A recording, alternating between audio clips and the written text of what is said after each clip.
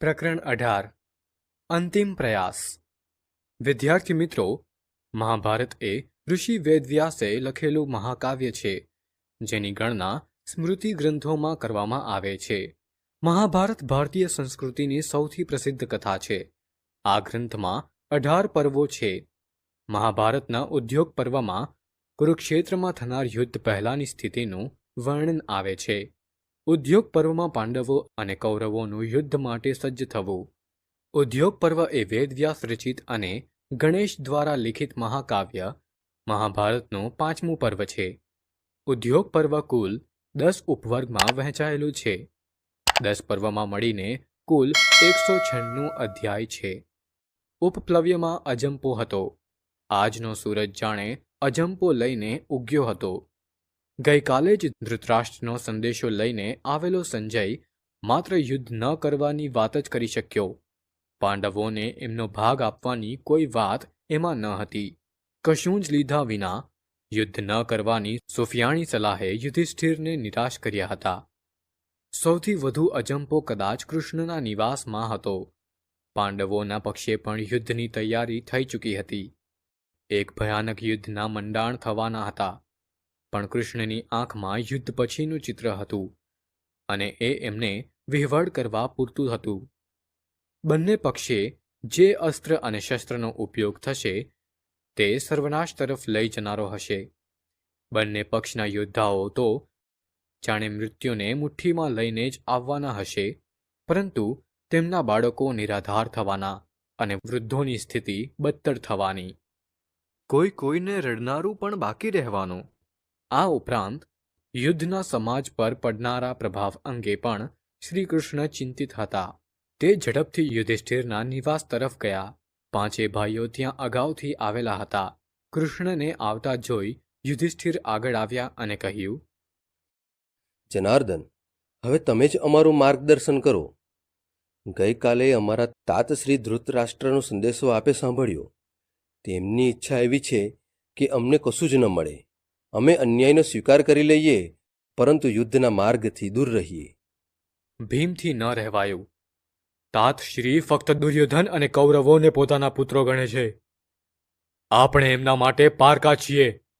તે આપણને સલાહ આપે છે, પણ દુર્યોધનને સમજાવવા તૈયાર નથી. અર્જુને પોતાનો આક્રોશ વ્યક્ત કર્યો. હવે એમની સાથે વાતો કરવાનો અર્થ નથી. આપણે યુદ્ધ કરવામાં વિલંબ શા માટે કરીએ છીએ? દુર્યોધનને એના કુકર્મોની સજા કેમ કરતા નથી? કોના આદેશની પ્રતીક્ષા કરીએ છીએ?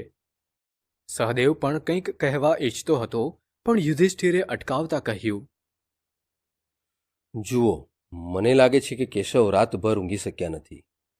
તેમની વાત પહેલાં સાંભળો. કૃષ્ણએ આખરે મૌન તોડ્યું. ધર્મરાજ, તમારી વાત સાચી છે. યુદ્ધ પછીના પરિણામોની ચિંતા મને કોરી ખાય છે. કૌ જનઃ શપ્તઃ વૃણોતિ યુદ્ધમ. કોઈ શાપિત વ્યક્તિ જ યુદ્ધને પસંદ કરે. યુદ્ધ કરવું એ ક્યારેય સારું નથી. પરંતુ હું તમને અન્યાય સ્વીકાર કરવાની સલાહ નહીં આપું. કોઈ આતતાયીને સમાજમાં છૂટ્ટો મૂકવો એ યુદ્ધના જેટલું જ ખતરનાક છે. ધૃતરાષ્ટ્ર દુર્યોધનને સમજાવવામાં નિષ્ફળ ગયા છે, પણ હજુ રાજસભામાં પિતામહ ભીષ્મ, કુલગુરુ કૃપાચાર્ય, ગુરુ દ્રોણ જેવા આદરણીયો છે. વિદુરજીને પણ સાચી વાત કરતા કોઈ અટકાવી નહીં શકે. આપણે કદાચ અડધા ભાગમાંથી બાંધછોડ કરવી પડે તો કરીને યુદ્ધ ટાળવા એક અંતિમ પ્રયાસ કરવો જોઈએ. અર્જુન કૃષ્ણની વાતથી થોડો શાંત થયો હતો. દુર્યોધન હજુ માનતો નથી. સમજાવવા જનારનું અપમાન થવાની સંભાવના વધારે છે. એ સંજોગોમાં હવે વિષ્ટિકાર તરીકે જશે કોણ? જો ધર્મરાજ સંમત હોય તો હું જવા તૈયાર છું. એક છેલ્લો પ્રયત્ન કરી લઈએ. કૃષ્ણ શાંત સ્વરે બોલ્યા. ભીમ બોલી ઉઠ્યો, નહીં કેશવ, તમારું અપમાન ન થવા દેવાય. અને દુર્યોધનનો કોઈ ભરોસો નથી. કદાચ તમને કંઈ... મને કશું જ નહીં થાય અને મારા અપમાન છતાં યુદ્ધના વિનાશને રોકી શકાય તો તેનાથી માનવજાતનું કલ્યાણ છે. હું એ કડવો ઘૂંટડો ગળી જવા તૈયાર છું. કૃષ્ણ ભીમ અને અર્જુન બંને સામે જોઈને કહેતા હતા. યુધિષ્ઠિર ઊના નિશ્વાસ સાથે બોલ્યા, માધવ, આપને વિષ્ટિકાર તરીકે મોકલવા એ ઉચિત નથી લાગતું, પણ આ કામ આપના સિવાય કોઈ કરી શકે તેમ નથી. તો હું હમણાં જ પ્રસ્થાન કરું છું. કૃષ્ણ બહાર જવા લાગ્યા. આ બાજુ દ્રૌપદી કૃષ્ણનો માર્ગ રોકીને ઊભી રહી. કૃષ્ણ કરુણાભરી આંખે તેને જોઈ રહ્યા. એ કહેવા લાગી, ભ્રાતા, તમે મારા ચીરહરણની વાત ભૂલી ગયા? હજુ મારા કેસ છૂટા છે એ તમને યાદ નથી? મારા હૈયામાં સળગતી આગ તમને દેખાતી નથી? ભરસભામાં મારા અપમાનની ઘટનાના ઘા દૂજી રહ્યા છે, એનો ખ્યાલ નથી? કૃષ્ણનો અવાજ લથડ્યો, પણ તેઓ ઝડપથી સ્વસ્થ થયા. ધીમા અને મક્કમ અવાજે તે સમજાવવા લાગ્યા, પાંચાલી, એ સભામાં કેવળ તારું અપમાન નથી થયું, એ સમગ્ર નારી જાતિનું અપમાન હતું. દુર્યોધને અને દુશાસને વિશ્વની દરેક માતાની સામે ધૃષ્ટતા કરી છે. તું એમ માને છે કે આ ઘટનાની આગ કેવળ તને દજાડે છે? અમારા હૈયામાં એ અગન સગડી સળગતી નહીં હોય? દ્રૌપદી આંસુ ભરી આંખે કૃષ્ણ સામે જોઈ રહી. તેના મૌનના સાગરને ખડભડાવતો કૃષ્ણનો અવાજ જરા ઊંચો થયો. કૃષ્ણા, આ બધું જ સાચું છે અને આતતાઈઓને દંડ આપવો એટલું જ જરૂરી છે. પણ વિચાર કર, તારા કે મારા અપમાન કરતા માનવજાતનું જીવન ખૂબ અગત્યનું છે. આ યુદ્ધ એટલું ભયાનક હશે કે તેમાં આપણી સંસ્કૃતિના ઘણા અંશો ભસ્મ થઈ જશે. અહીં વેરણ છેરણ પડેલા માનવ દેહોની ઉજાણી ગીદડા અને કૂતરા કરતા હશે, અને યુદ્ધ પછીની ભયાનક શાંતિ આપણે જીરવી નહીં શકીએ. પાંચાલી, તારા અપમાનનો બદલો સર્વનાશ કરીને લેવાનો? તું કે હું માનવજાત કરતાં મોટા થઈ ગયા? શું ઇતિહાસ આપણને સર્વનાશ માટે દોષિત નહીં ગણે? અને દુર્યોધન નહીં જ માને તો સર્વનાશની જવાબદારી તેની થશે, આપણી નહીં. દ્રૌપદી કૃષ્ણના ખભે માથું ઢાળી રડી પડ્યા. કૃષ્ણ એમના માથે હાથ મૂકીને બોલ્યા, આ સમય ઢીલા થવાનો નથી. આપણે ભવિષ્યને ઉત્તર આપવાનો છે. હું ઈચ્છું છું કે તું મારો માર્ગ નહીં રોકે. હસ્તિનાપુરમાં કૃષ્ણના આગમનના સમાચાર વાયુ વેગે પ્રસરી ગયા હતા. દુર્યોધને પણ કુટિલ ચાલ ચાલતા કૃષ્ણને પોતાના પક્ષે લેવાની તૈયારીઓ આરંભી દીધી હતી. તેમના સ્વાગતની પૂરી તૈયારીઓ હતી. પણ કૃષ્ણ આ ન સમજી શકે તેમ તો ન હતું. તેઓ સીધા જ રાજસભામાં ગયા. ત્યાં જ ભીષ્મ પિતામહ સહિત તમામ લોકો પોતાના સ્થાને ઊભા થઈ ગયા. ધૃતરાષ્ટ્ર પણ સિંહાસન પરથી ઊભા થતા લથડી પડ્યા. સૌના અભિવાદન અને ખબરંતર પૂછ્યા બાદ શ્રીકૃષ્ણએ કહ્યું, મહારાજ, હું યુધિષ્ઠિરના સંદેશવાહક તરીકે આવ્યો છું. આપ જાણો છો કે બંને પક્ષો યુદ્ધની તૈયારીમાં લાગ્યા છે. જો યુદ્ધ થશે તો હજારો વિધવાઓના નિશ્વાસની આગ આપણે નહીં ઠારી શકીએ. અનાથ થયેલા લાખો બાળકોનું ભાવિ અંધકારમય થઈ જશે.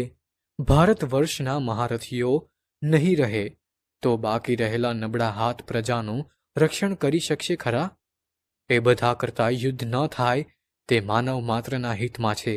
આપ પાંડવોને એમનું રાજ અને સન્માન આપી યુદ્ધ અટકાવવાનું શ્રેય લઈ શકો છો. કૃષ્ણની વાતની ધારી અસર થઈ. ભીષ્મ પિતામહે બુલંદ અવાજે તેનું સમર્થન કર્યું.